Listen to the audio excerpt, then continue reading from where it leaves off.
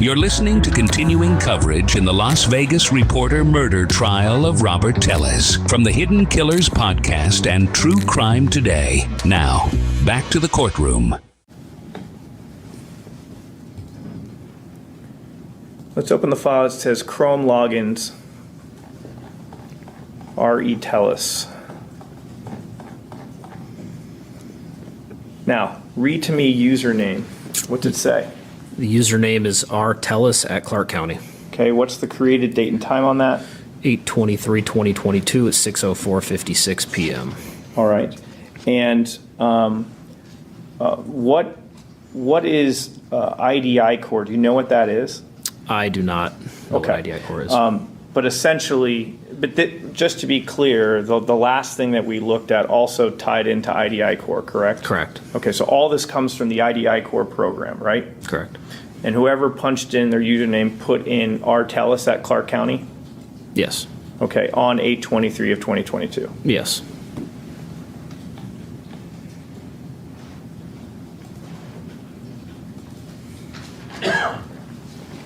Now I'm opening a file that says Chrome Web History Expanded Person Search. Can you tell me what's the date and time on this one? 8/23/2022, 6:05:41 p.m. And read to me the URL or the website that was being visited. It's www.idicore.com/search/expanded person search. And there's a visit count. How many times is that visited? 7. And again, this is all from the same date as we saw those other images that appeared to come from a desktop monitor. Correct. Court's indulgent. I have no further questions for this witness.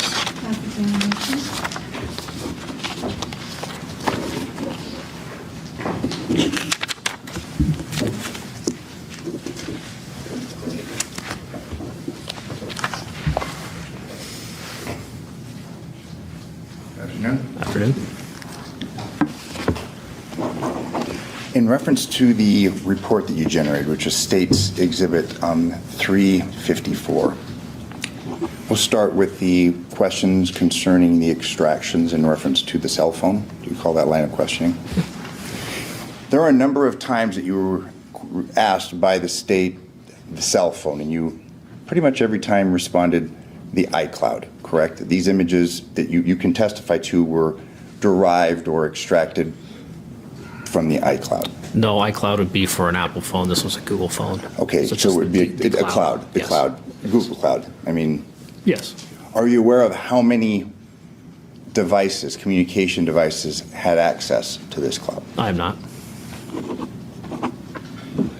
So it could be 1, it could be 20. You're not able to give an opinion or testimony in reference to the number of cell phones, correct?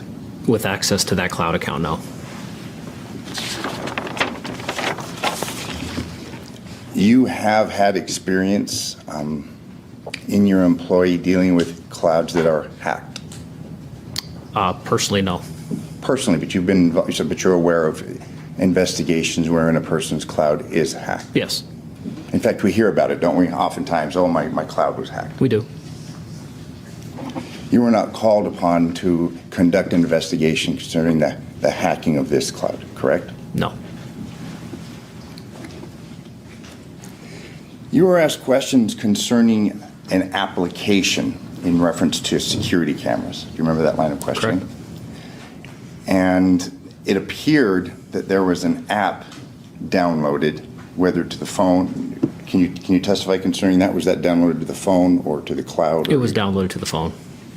So we're able to pinpoint the security application being downloaded to that phone, correct? Correct. The Pixel phone. Correct. And you were asked a date, and that date was on September 5th, 2022, correct? That sounds correct. And this app that was downloaded was concerning security cameras. That's what it sounds like. Fairly common. One can download a security camera app in order to monitor their security cameras. It is. You'll agree with me that generally people download or purchase a security camera and download an application concerning that security camera if there's a concern in reference to their security. Yes. You were asked questions in relation to the date that Mr. Gehrman passed, and you were told, hey, if it's September 2nd, 2022, would you have any reason to disagree with me? You call that question? Yes. Obviously, this case concerns the passing, the killing of Mr. Gehrman, correct? Correct. Fair to say that a person downloads a security app in reference to a security system in order to protect themselves and their property. Correct. Objection, calls for speculation. Obviously, the point being that if a person's concerned about their security, someone that they may know has been killed, it would be reasonable to assume they would get a security camera and download an app in order to access that security camera from their phone. Could be.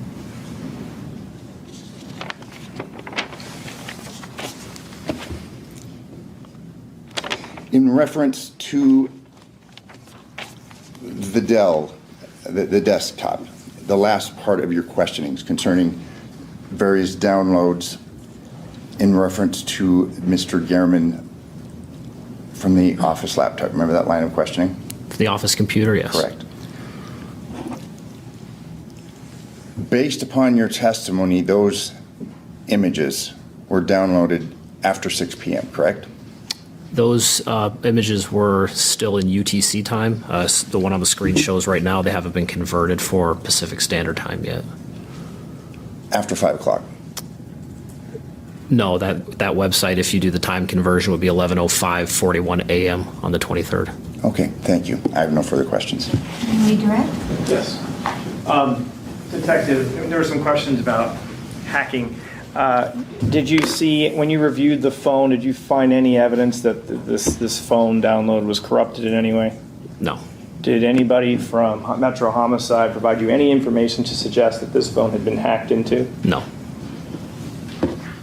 There was questions about it's reasonable to assume. I think the question related something along the lines of, if someone had been murdered, it might be reasonable to assume someone might download a security camera to potentially protect themselves. Do you remember being asked something like that? I do.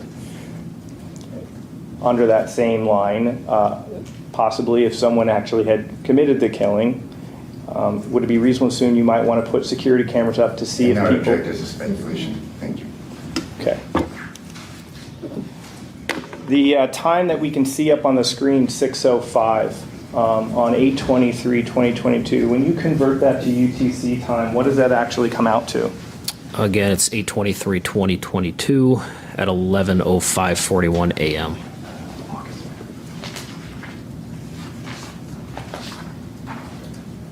Right. I'm just showing opposing counsel, which is marked as no objection. Permission to publish 351. Okay, it's admitted by stipulation at this Correct, time, yes. and you may publish. Could we just cue over for 1 second?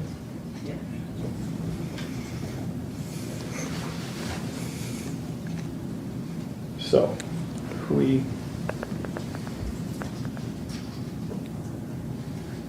August 22nd fell on a what?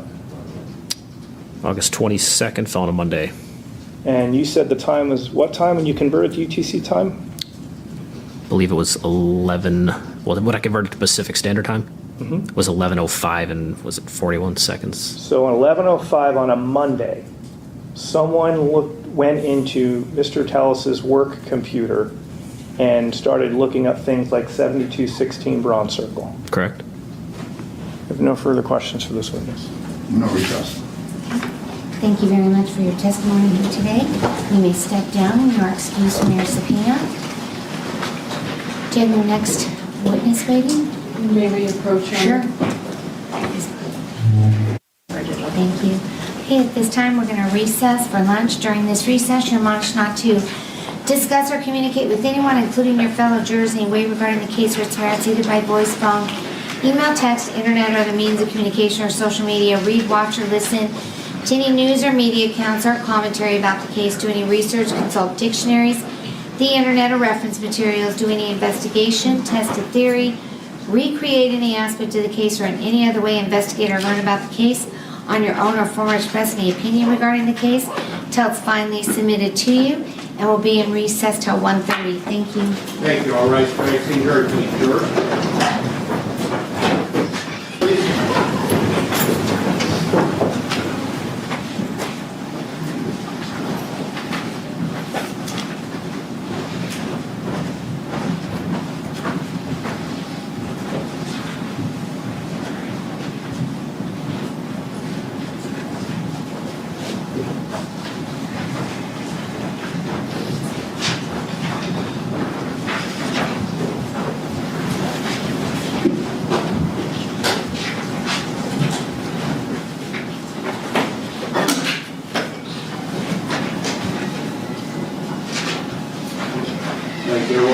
seated.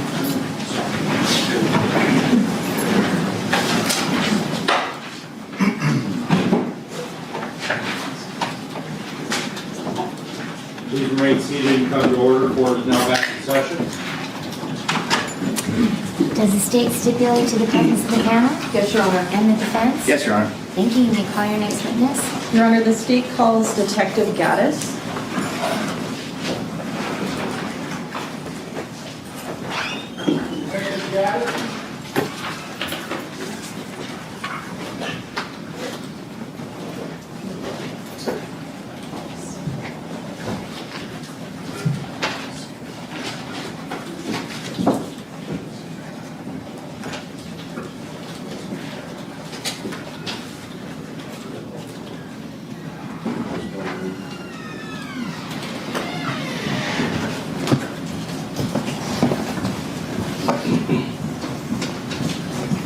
Please watch your step and go remain standing. Raise your right hand and face the court. You do solemnly swear the testimony you're about to give in this action shall be the truth, the whole truth, and nothing but the truth, so help you God? Yes, I do. You may be seated. Thank you, ma'am. Please state and spell your first and last name for the record. My first name is Justine, Justine. My last name is Gaddis, Gatus. May I proceed? Amen. Good afternoon. Good afternoon. How are you employed? I am a homicide detective with the Las Vegas Metropolitan Police Department. How long have you worked for Metro total? Total 17 years, and I've been a detective for 12. I've been in the homicide section for 6. Okay, so you were working in the homicide section on September the 3rd of 2022. Yes, ma'am. Can you describe for the members of the jury how it is that homicide assignments for particular cases come about? Like, what is the rotation? And that's exactly what it is. It's literally a rotation. We have 4 squads. There's 6 people on each squad, and it just goes through basically 12 different teams as the days go by. It's just whoever catches the next case. So there's no way of knowing ahead of time when you're going to catch a particular homicide? No, ma'am. And it's random who's assigned to a particular case? And it sticks in the rotation form. Yeah. Okay. So you had no way to pre-assign yourself to the investigation of Jeffrey Gehrman? That's correct. You just happened to be the team that was up on the 3rd? Yes, ma'am. And when you got that case, can you describe for the members of the jury how it is that detectives in homicide are notified to respond to a particular location? So we get phone calls or texts, actually pretty regularly.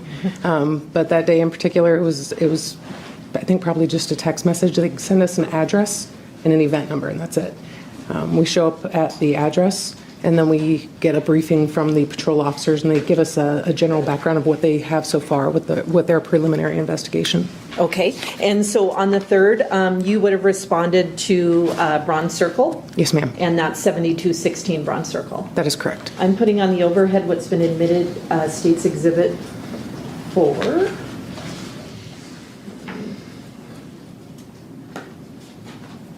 Does that appear to be the location that you responded to? Yes, ma'am. Did you respond by yourself, or did other detectives come with you? No, my team. We all go together as a team. Okay. And the team would include like a lieutenant, a sergeant, and...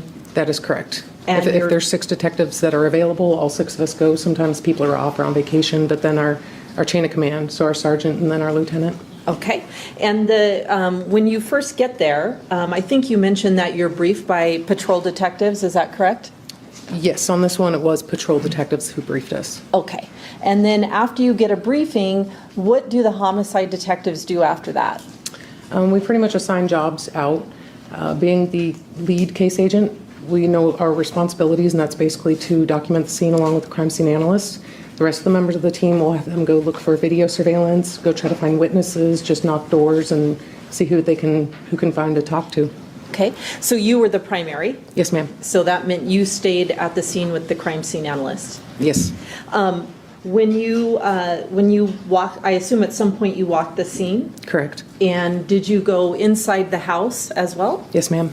When you did sort of perimeter view of that scene, did you see any signs of forced entry or anything that caused you concern that the inside of that house might have been compromised? No. The scene's primarily on the left side of the house on the side yard? The west side, yes. Okay. When you went to the scene, I assume it was roped off by patrol officers Crime scene tape was up, yes. prior to your arrival? Correct. Okay. And I'm going to put on the overhead now State's Exhibit 10. You recognize that photo, I assume? Yes, ma'am. And that's Mr. Gehrman, That's correct. as he appeared at the scene when you get there on the 3rd? Yes, ma'am. Now, when you arrived at the homicide scene, were you familiar with who he was? No. Okay. Did at some point in the investigation you learned that, oh, he's a local reporter and kind of well known? Yep, that day, actually, one of the neighbors told somebody on our squad or somebody in the patrol section that he was a reporter for the RJ, so we did know that day. Okay. And when you observed Mr. Gehrman at the scene itself, did you take note of items of property that were on his person? Yes, I did. And what did you take, what was on him? He still had his car keys, he had money, he had his phone. There was, most valuable things that people generally keep with them, he had. Okay. And I'm putting on the overhead States 41. Does that appear to be the keys? Yes, ma'am. And his car was where at the scene? It was in the garage. Okay. And this is States 43. Can you tell what that is there? I think, is that part of the wallet? Yeah. And this is a better photo, States 46. Yes. And his wallet had cash in it? Yes, it did. And then I think you said he also had his phone on him as well? Correct. And this is States 40. Yes, ma'am. So all of his valuables are on his person, is that fair? Yes, ma'am. When you took note of him, though, I assume you're not touching the body and you're wearing gloves and that whole thing? Right. We don't touch the body at all until the coroner investigators, that's their job. Okay. But did you note or could you see that there were sharp force injuries or some type of injuries on his person? Yes. And that was probably readily apparent at the scene? Yes. I think you described that you don't touch the body until coroner investigators come to the scene as well? Correct. And they arrive because they have kind of concurrent jurisdiction with homicide detectives over an individual who has been murdered. Is that true? Over any person, anybody that has died, the coroner investigators, they basically have jurisdiction over the body. Okay, we so- have the scene, but they have the human. And so when they before homicide could move a body, the coroner's investigators have to arrive as well, and everybody has to kind of assess the scene? Yes, ma'am. At some point, though, obviously, an individual who's deceased is removed from the scene. Is that correct? Correct. May I push the witness, Robin? Detective Gaddis, I'm showing you what's been marked as states proposed 352. Do you recognize that photo? Yes, I do. Does that appear to be a photo of the scene once Mr. Gehrman's body has been removed? Yes, ma'am. Is it a fair and accurate depiction? Yes, it is. State moves to admit 352. No objection. May I publish it, Your Honor? Thank you. I'm going to publish what's been admitted as States 352. Can you, I think there's a mouse in front of you. Yes. Can you just, it's probably obvious, but circle for the jury where it was that Mr. Gehrman's body was laying? Well, so he was actually laying all the way across like this, but his upper torso area was over here where that dark staining is, which was blood. And that was blood? Yes, ma'am. At some point, well, you stay at the scene with the crime scene analysts. Are other detectives, I think you said, go and look for video in the area? That is correct. After you clear the scene and some video has been collected, does yourself and other detectives compile some information to be put out by Metro in a sort of a public information forum? Yes, we did. And do you recall what date it was that those images were released to the public? The first date was Monday, the 5th of September, 2022. And then we did an additional press release the following day, which would have been, I think it was Tuesday, the 6th Okay, of and 2022. those would have included images of the suspect and also the suspect vehicle? Correct. Could you switch me over? And I'm going to show you a video. This has been admitted as States 338. Is that 338? Yes.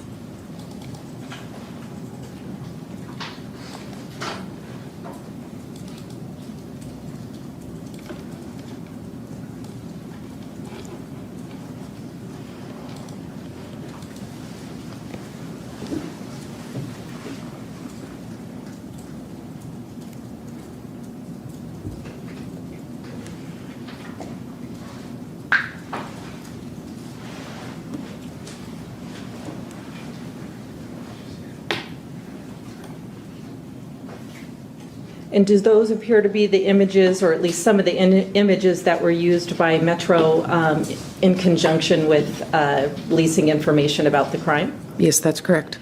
Now, after that was released, do yourself and other detectives get tips from the public, people saying who this might be? Yes, we did. We received emails, phone calls. There was Crime Stopper tips that came in. We did receive many tips. And did some of the tips suggest to you that you should consider Robert Tellis as a suspect? That is correct. After you get his name as a potential suspect, do you do some research with regard to his relationship to Jeffrey Gehrman? Yes, I did. And what do you find out, or what do you discover? I found several articles that Jeffrey Gehrman wrote about Rob Tellis. They weren't flattering. Your Honor, may I approach the witness? Thank you. Having shown defense counsel what's been marked as state's proposed 353, 353A, 353B, 353C, 353D, 353E, and 353F. Do you recognize all those items? Yes, ma'am. Do they depict some of the articles and social media commentary between Robert Tellis and Jeffrey Gehrman? Yes, they are. State moves to admit 353A through F. And outside of what was previously addressed, we have no opposition. Thank you. I'm going to put on the overhead what's been admitted as states 353.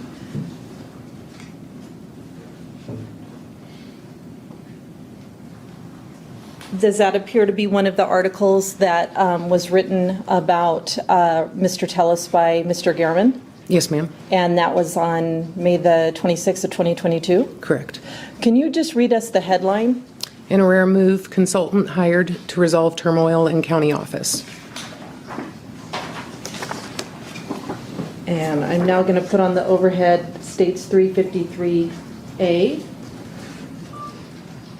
Appear to be another article. Yes, ma'am. And what's the date on that one? It's May 16th, 2022. And what's the headline on that one? County office in turmoil with secret video and claims of bullying and hostility. And now I'm going to put on the overhead states 353B. That one's dated June 18th, 2022, and it's titled Embattled County Official Losing Re-Election Bid Posts Angry Letter. And this is states 353C. And the same, another article written by Jeff Gehrman dated June 22nd, 2022. Embattled County Official Concedes Race Remains Combative.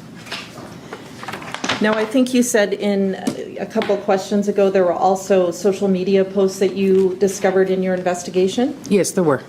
I'm putting on the overhead states 353D. Do these appear to be posts by Mr. Tellis? Yes, ma'am, they were. And it looks like this one at the top here is dated 6/18/22. Correct. Can you read it? Wife hears rustling in the trash. Her, honey, is there a wild animal in the trash? Me, no dear, looks like it's at J. Gehrman, RJ, going through our trash for his fourth story on me. Oh, Jeff, and a laughy emoji. Okay. And the rest of the text, it sort of compares or suggests that I left a pizza box and a sushi container in the trash. The next thing I'm going to have like sort of criminal organization ties. Correct. And then not the last one, but the second to last one on that page, I think on 6/25/22. Can you read that one? Typical bully, can't take a pound of criticism after slinging 100 pounds of BS. Up to article number 4 now. You'd think he'd have better things to do. And then this last one on the page, which is also on 6/18. That one says, looking forward to lying smear piece number 4 by @J. Gehrman, RJ. Hashtag one trick pony. I think he's mad that I haven't crawled into a hole and died.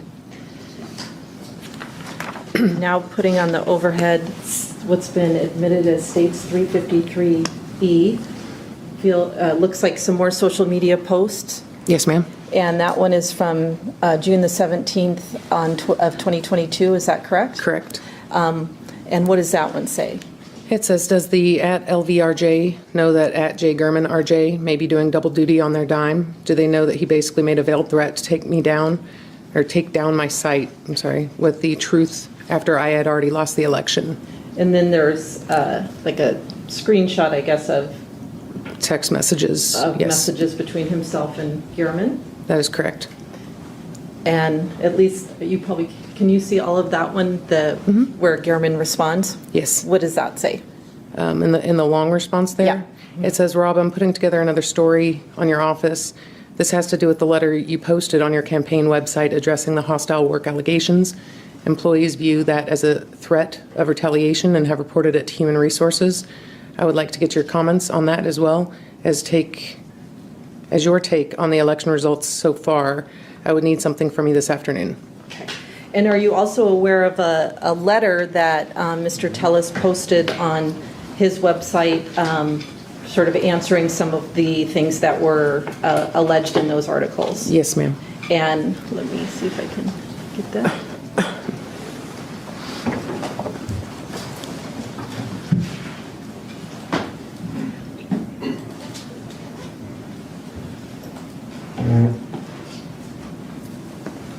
Sarah, did you already do that? Okay. Does that appear to be the letter? Correct. And this is, for the record, 338. Yes, ma'am, it is. Okay. And that was posted on Mr. Tellis's website? Yes, ma'am. I think it was his campaign website. Campaign website. And I'm sorry, but could you switch it back over? Thank you. I'm going to put on the overhead States 353F. Is this a non-moving version of that letter? That appears so, yes. Okay. And fair to say the letter disputes several of the allegations that Mr. Gurman wrote about in his articles? That's correct. Now, you do research and you learn about the kind of tension between Mr. Gurman and Mr. Tellis. Do you also, in the course of the investigation, learn that of any more information about the vehicle? Yes, we did. And do you learn that Mr. Tellis's wife has a Yukon Maroon in the same type and model as is seen in the video around Bronze Circle? Yes, that is correct. Now, at some point, is there an effort made to gather a lot of video? Yeah, yes, there was. And can you kind of describe what that process was that the detectives and yourself went to get that level of video? So with this, actually, we ended up kind of employing other patrol detectives to help us because it was that extensive. Typically, we go to the last place that we know that either the image of the vehicle or the image of the person was seen, and we almost kind of like just leapfrog down the street. We'll make a game plan ahead of time, even just knowing major cross streets, if there's businesses there, businesses that we've pulled video from before, so sometimes we have like previous contacts to where we can just make phone calls, but a lot of the time it's literally walking the street, driving the street, and just leapfrogging after each other to follow whatever we're looking for, whether it's a person or a vehicle. And in this case, quite a bit of video was gathered? Yes, ma'am. And did Detective Mogg sort of take control of the video essentially and start compiling it in a chronological manner? Yes. Now, on September the 5th, did you learn something in terms of forensic evidence that you had in this case? We did. We learned. And what was that? That there was a foreign DNA detected under Jeff Gurman's fingernails. At that time, did you know who that foreign DNA belonged to? No, they ran it in the systems, our local and I think state CODIS system, and it returned with negative results. And those are databases with known DNA profiles in them? Correct. And so you had requested that foreign DNA be run in those databases, but there was no response or no match? Correct. So, once you have that foreign DNA, do you draft a search warrant in order to get a DNA sample from Mr. Tellis? I did. And that was based on sort of the video evidence that kind of tracked a Yukon going to Mr. Gehrman's residence and then back in the area of Mr. Tellis's neighborhood? Yes. And as well as other facts that you had developed in the case in terms of their tense relationship and the fact that he had that kind of Yukon? Correct. Okay. Yeah. And when you drafted that search warrant, do you recall, like, was it day, night, or when you got that signed? That would have been in the 2 o'clock hour, in the like 0200 hours on September 6th, 2022. With investigations like this, we typically work very, very, very long hours. So I know we had been there all day and all throughout the night. Now it's about 2 o'clock in the morning when I was able to complete the search warrant and send it off to get signed. And when you say get signed, who reviews that? A district attorney reviews it, and then a district court judge reviews them. And so without a judge signing off on it, you're unable to complete a search? Correct. The search for September 7th, was that for Mr. Tellis's house to get a DNA sample and also to collect his phone? Yes, it was. Okay. At some point, do you learn that Mr. Tellis has been pulled over on September the 7th? Yes, and that was the same morning. I think I misspoke a moment ago and said the 6th, but it was into the 7th Okay. of the morning. To be clear, the warrant signed at like 2 in the morning on the 7th? Correct. And then he's pulled over, so to effectuate that warrant about 5 hours later? About, yeah. Okay. Sorry.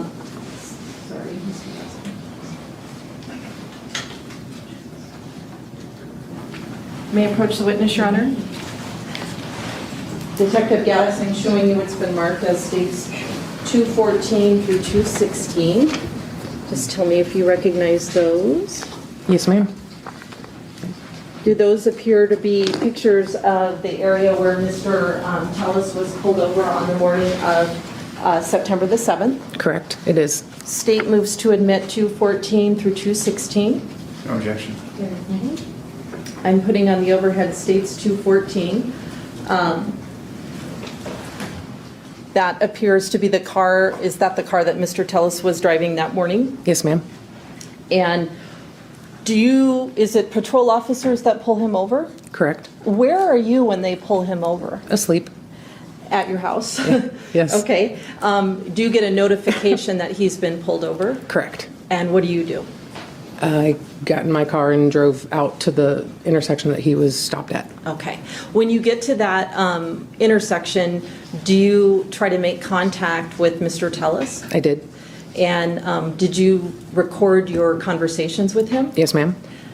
Did you explain to him that you had a search warrant for his DNA? Yes, I did. And did you tell him that you were going to go get or have someone get him a copy of the warrant so he could have it? Correct. At some point, do you explain to him that you'll be taking photographs of him without his clothing on and suggest that you go to a different location? Correct. I didn't want to do that on the side of the road. Okay. And is the location that you agree to with Mr.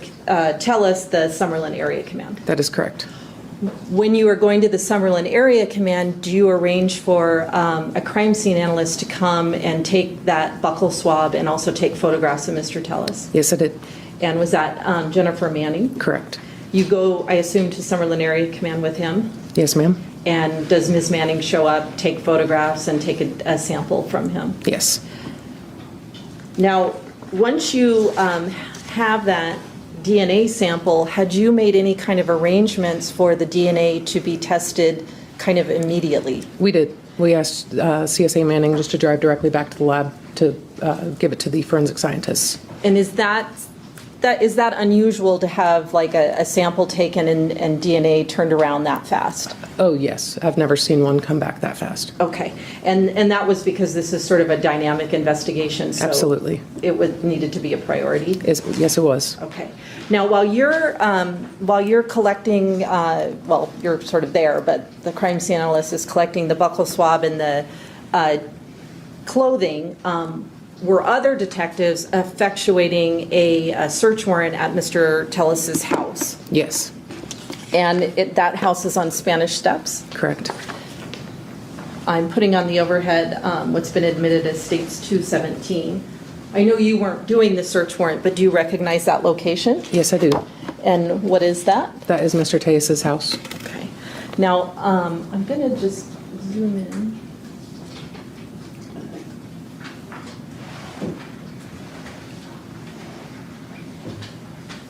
Do you see security cameras on his house? Yes, I do. Could They you are circle them with your mouse? right over here? Okay. So those are present on the day of the search warrant, which is the 7th. Yes, ma'am. I'm going to put on the overhead what's been admitted as States 348. Back out here.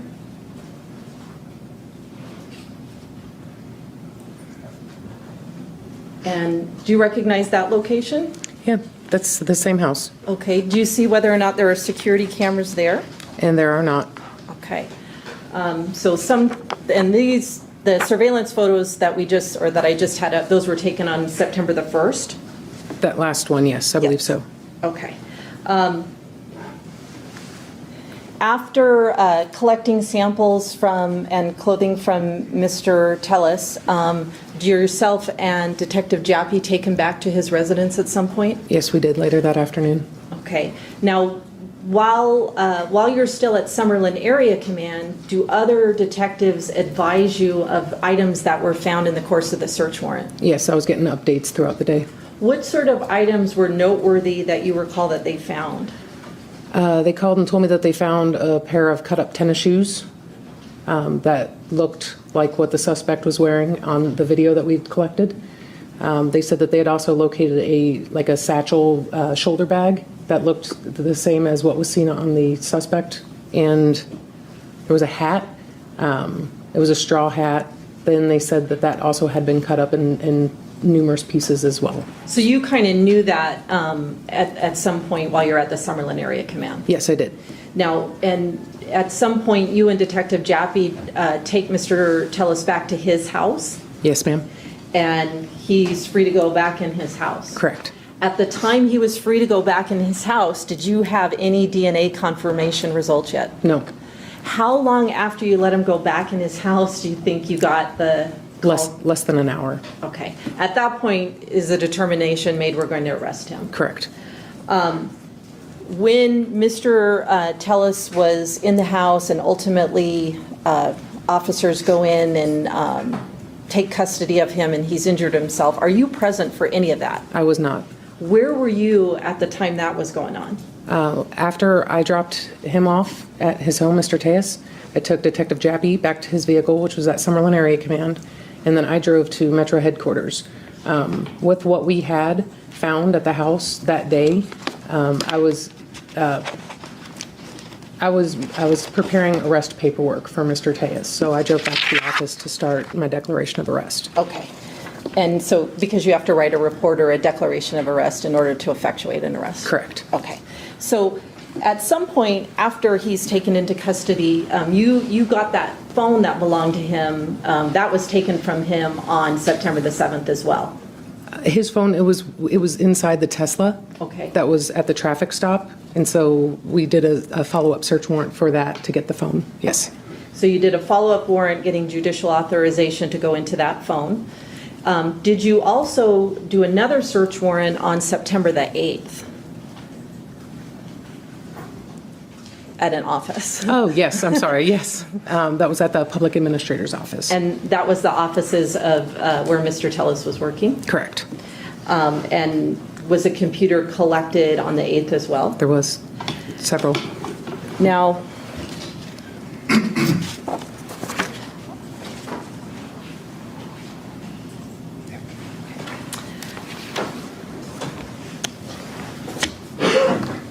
Detective, or may I put your honor? Thank you. Detective Gaddis, I'm showing you what's been marked as States 355.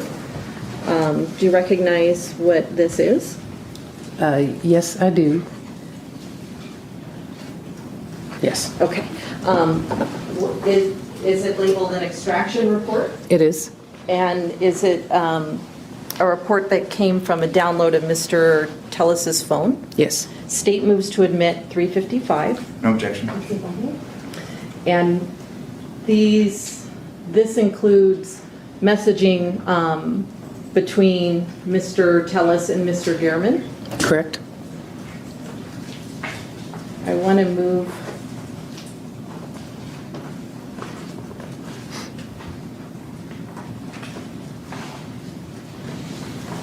to page 4.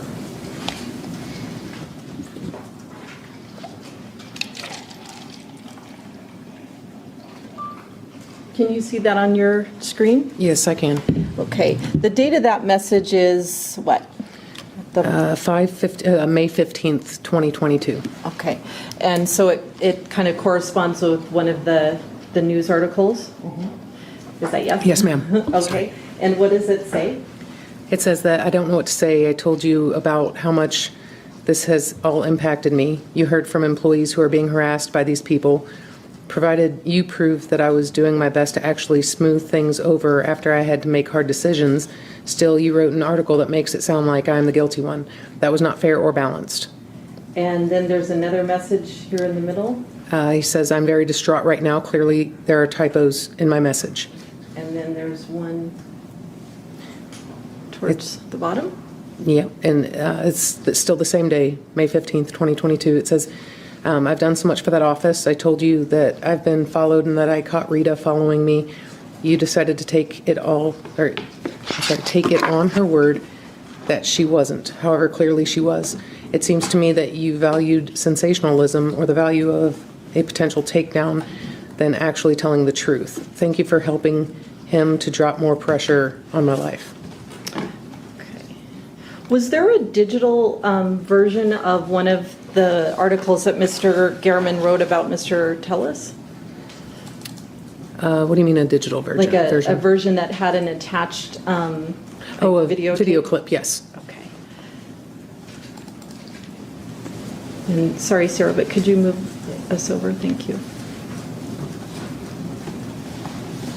The Clark County Public Administrator's Office has been mired in turmoil and internal dissension for 2 years, with workers claiming emotional stress, bullying, and favoritism.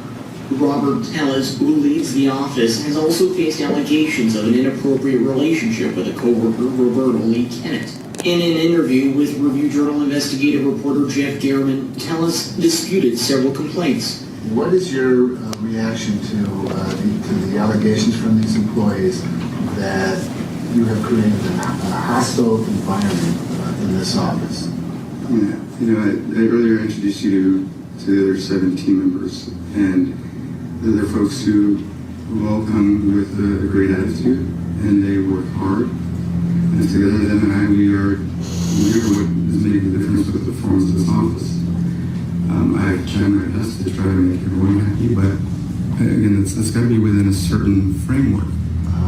People just cannot get to do whatever they want, and it's unfortunate that, we've got some people who were here from before who were basically trying to railroad me.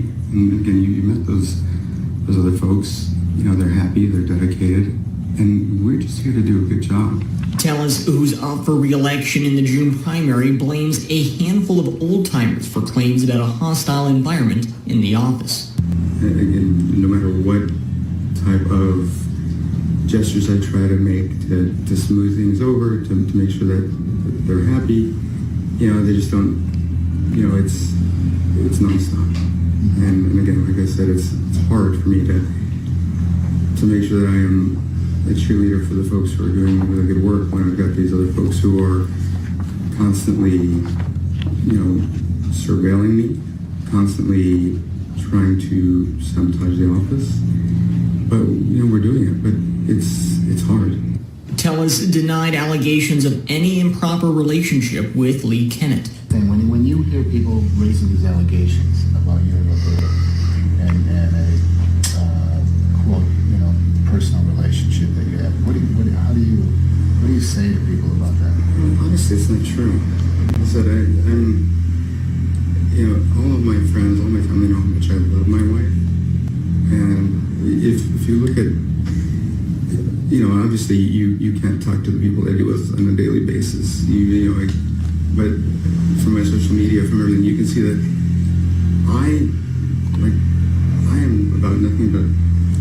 fairness and just being a good person. And it sickens me, it destroys me that somebody would even level like accusations like that, because I don't know, it's unreal. It's unreal the lengths that they're going to. They don't have any qualms trying to ruin my personal life to win this race. Okay, and for the record, that video was from States 338. So if I could flip back over and put on States 355 again. These messages where he says Mr. Tellis says he's distraught and the article wasn't fair, those appear to be in response to that published article? Correct. Now, you, fair to say, went through a lot of aspects of Mr. Tellis's phone, is that accurate? Yes, ma'am. Did you look at his search history of news articles? Yes, I did. And generally, were there searches regarding Mr. Gehrman and himself? Yes, there were. This is States 356. And that's part of the search criteria, Jeffrey Gehrman, Las Vegas? Correct. And so you would have noted that as you examined the phone? Yes, ma'am.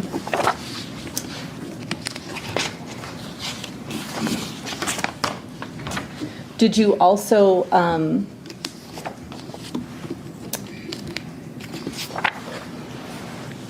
look to the phone to see if you could find items of clothing? Yes, I did. I'm putting on the overhead States 360. Do you recognize, well, it's been admitted as 360. Yes. Do you recognize what that is? Yes, I do. Is that an extraction report from Mr. Tellis's phone? That's correct. And what are those thumbnail pictures that we see? Like, what is the actual image of? Yep. It is an image of a gray Nike shoe with the black and white on it. There's also a rock climbing shoe in that image, and it looks like an ankle and a sock, like as if somebody was just switching out their shoes. And that was found in Mr. Tellis's phone? Correct. And does this appear to be a bigger version than the thumbnail version? Yes. Now, why was that significant? Because those shoes are identical to the ones that the suspect wore as he was walking in the neighborhood on video. Okay, and those shoes were they found somewhere too? That is correct. Where were they found? Those shoes were found inside Rob Tejas' house, and one of them was cut up into pieces. And this is States 228. That appears to be the shoe? Yes, ma'am. And those were tested for DNA as well, correct? Correct. Now,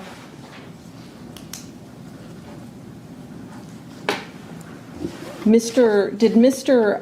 Tellis take screenshots of articles written by Mr. Gehrman? Yes, he did. And were those stored on his phone as well? Yes, ma'am. I'm showing. May I approach, Your Honor? Mm-hmm. I'm showing you what's been marked as State's Proposed 359. Ask you to look through that. I should have worn my glasses today. Do you want mine? No, that's okay. I can see, yeah.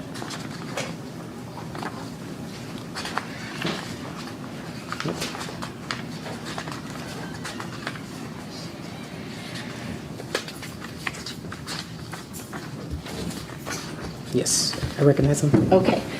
Is that another extraction report from Mr. Tellis's phone? It is. And does it contain screenshots of the articles written by Mr. Gehrman about him? Yes. State moves to admit 359. And just so we're clear, this is a paper version. Was this previously addressed on the video or part of that larger exhibit? It's not, it probably is on the video, but not in the I paper thought it version. was. Okay, we have no objection. Okay, thank you. I'm putting on the overhead States 359. That's the extraction report, and then we see the thumbnails of the screenshots. Yes, ma'am. I'm going to flip to the end because it's easier to see.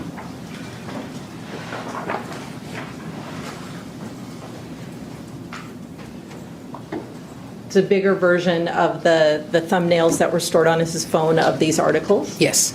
And it's the articles Mr. Gehrman wrote about him, about kind of turmoil at the public administrator's office. Yes, that's correct.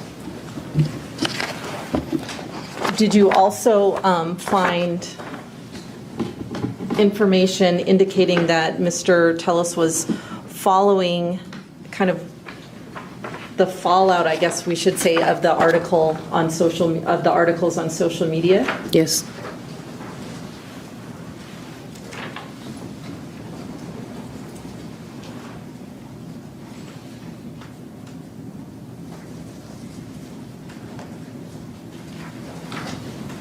May I approach, Your Honor?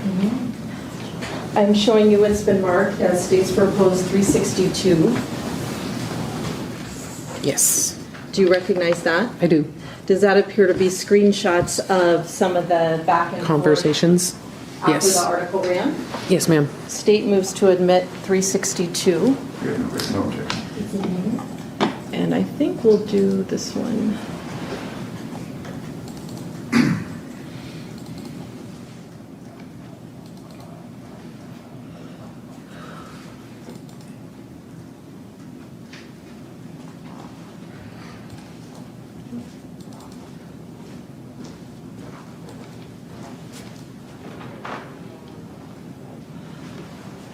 What does that screenshot say? That was a screenshot that I found on Mr. Tejas' phone. It says, push news articles down. That was the search, and then the first thing that populates is how to push a negative search result down, 4 steps to bury them. Okay, 4 steps to bury the article. Negative search results? Yes. Okay. Yeah. And just do another one. This is a screenshot of a social media post that's sort of critical of Mr. Tellis? Correct. And that's the same poster, or the same tag name, the chill pill. Okay, and then another one by that same person? Yes, ma'am. Another one? Correct. And this is all on Mr. Tellis's phone? Yes, ma'am. This next image, and for the record, this is all from States 354, appears to be a conversation back and forth between Mr. Tellis and John Cahill. Correct. About stuff going on at the office. Yes, ma'am.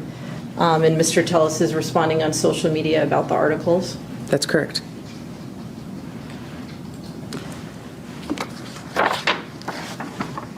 Now, you also, I think, searched Mr. Tellis's work computer. Yes, I did. So may I publish, because this one's already admitted, Your Honor. This is States 357. I'm going to show you the bigger images, but do you recognize what that is? I do. What is that? Those are screenshots that I found of, they were on Mr. Tejas' phone of the desktop computer. Okay, and I'm going to flip to some of the larger images that are attached to States 357. These appear to be searches associated with Mr. Gehrman. Correct. It has his name on there. Okay. Do you know what IDI Core is? I do. What is that? It is a, how do I explain it? So like for us, for the police department, we use a program called Accurate. IDI Core is very similar to Accurate, which both of them, you can search people, you can find relatives, associates, prior addresses, additional phone numbers. Some of them you can even find email addresses, things like that, basically to try to either locate people or locate family of people. I think basically the only difference is that the IDI Core is, we buy licenses. So if that public entity, being like the PA's office or the coroner's office or the police department, they want to buy one over the other. It's just basically the fee of the license that they're willing to pay for, I think. But both of them do the same, very similar functions. Identifying locations, someone's residence, Yes. their vehicle, that sort of thing. Mm-hmm. Sort of personal information about that person. Correct. Yeah. And so that was found on Mr. Tellis's phone as well. Yes. How about images of Bronze Circle? Did you find that on his phone? I did.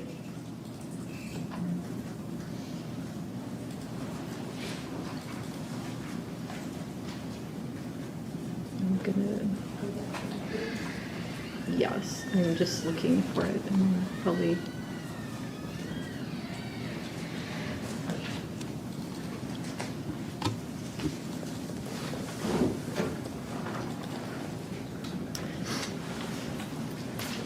So what are we looking at? And for the record, this is States 354. So the street here below is, no, okay. The street is Bronze Circle. The house to the left with like the pinkish in color is Mr. Gurman's house. And how many images do you think you saw of Bronze Circle and the surrounding area? Oh, I would be good saying about 50 at least. Okay, let's go through. And was it just all around the cul-de-sac? Yes. And do you recall the date of those images? Ooh, I don't off the top of my head, I'm sorry. That's okay. If you could refresh my memory. I'm going to overhead the extraction report. This is States 363. Thank you. And see if we can. I can see it. Okay. It says What does it say? August 12th, 2022. Okay. And those were when all of those images at least were modified, or there's some indication they were modified in the phone on August the 12th? Correct. How about images that were taken of like random cars? Yes. Yes. Let me find those.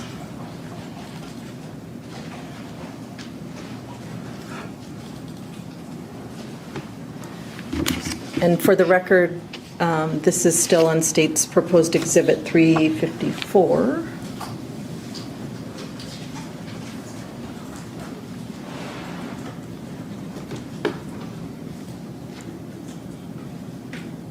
Oops.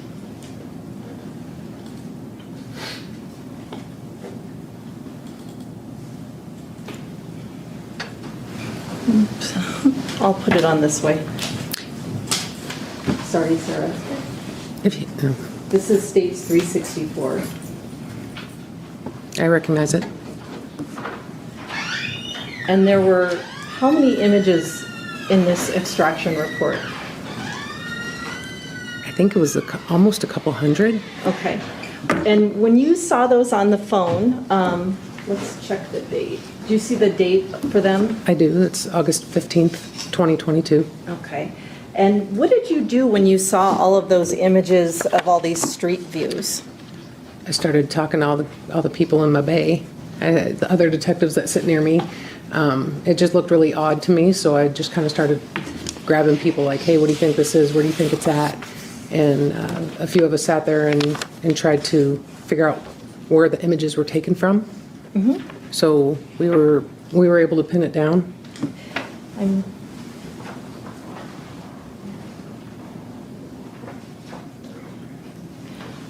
How were you able to pin it down? What did you do? So looking at the images, we could see that there was like a street sign kind of in the far distance, and you could tell that it was a long name. You could also see a lot of the foliage from the houses.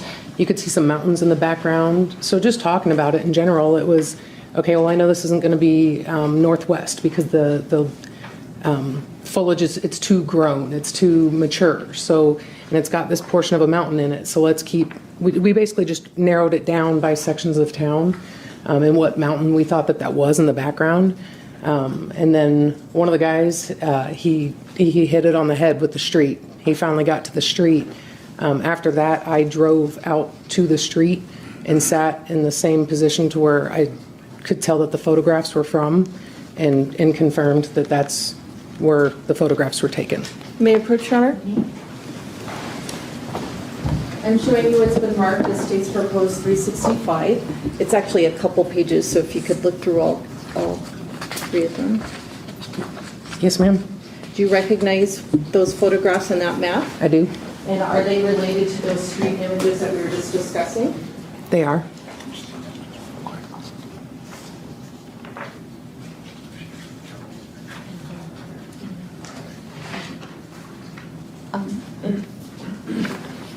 state moves to admit 365. We don't have an objection. It's admitted. So you said you went to the location. I did. I'm putting on the overhead the first page of states 365. And what are we looking at there? So on the far left of the screen, it has the address, the 7216 Braun Circle, which was Jeff German's address. And then the address to the far right of the screen with the red pin drop is 6121 Vegas Drive, which is right at the intersection of Vegas and North Jones Boulevard.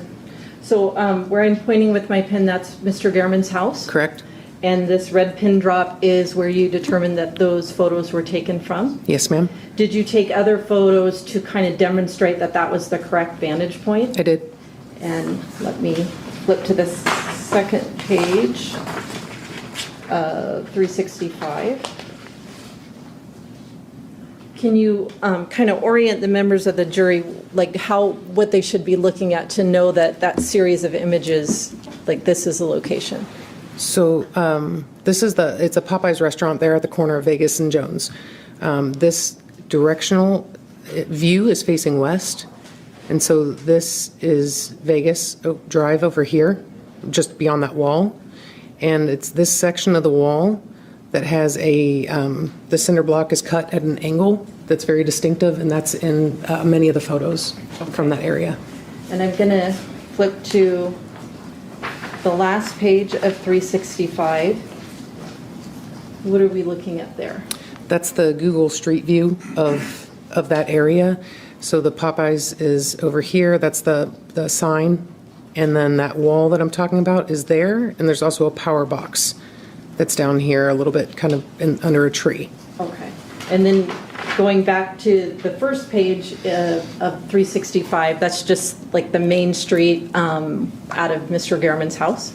That's correct.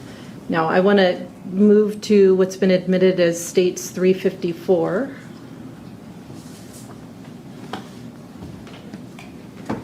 I'll just pick one of these at random. And sorry, Sarah. Thank you.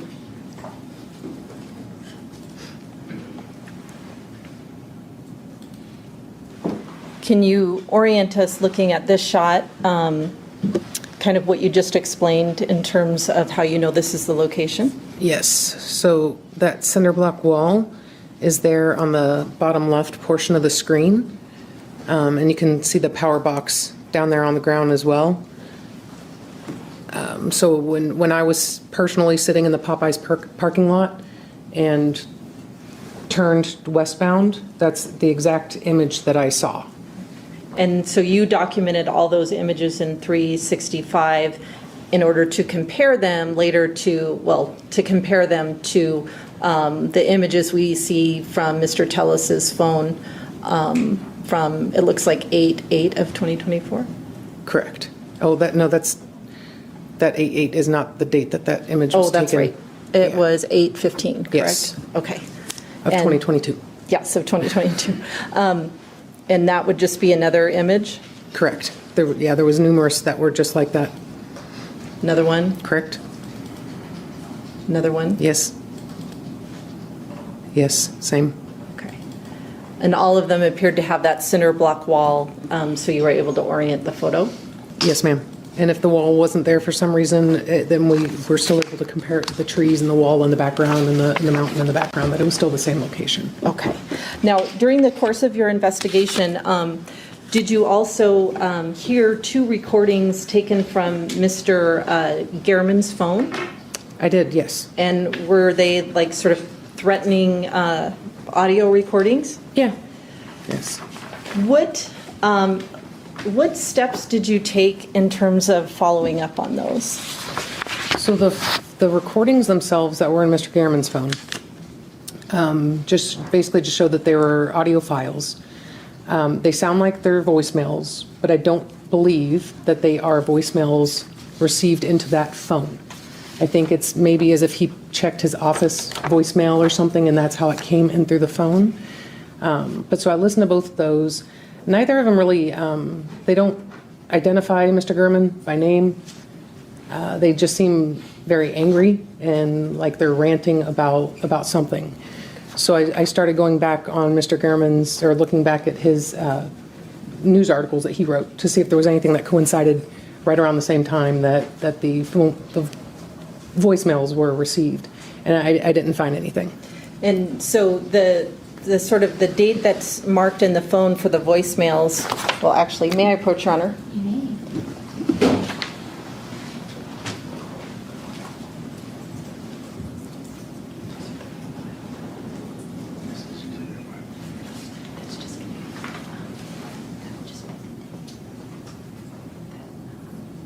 More continuing coverage in the Las Vegas reporter murder trial of Robert Tellez is on the way. From the Hidden Killers podcast and True Crime Today, press subscribe now.